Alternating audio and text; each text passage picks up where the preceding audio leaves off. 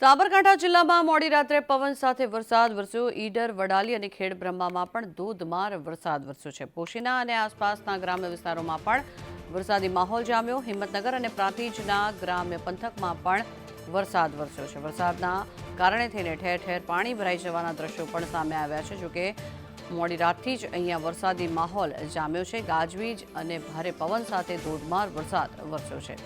બનાસકાંઠાના અનેક ગ્રામ્ય વિસ્તારોમાં પણ વરસાદી માહોલ જામ્યો છે। જોકે સત્તાવાર રીતે ચોમાસાની હજી શરૂઆત નથી થઈ, પરંતુ તેમ છતાં પણ મન મૂકીને મેઘરાજા વરસી રહ્યા હોય તે પ્રકારના દ્રશ્યો સામે આવી રહ્યા છે। સાબરકાંઠામાં મોડી રાતથી જ ભારે ગાજવીજ સાથે વરસાદ વરસી રહ્યો છે।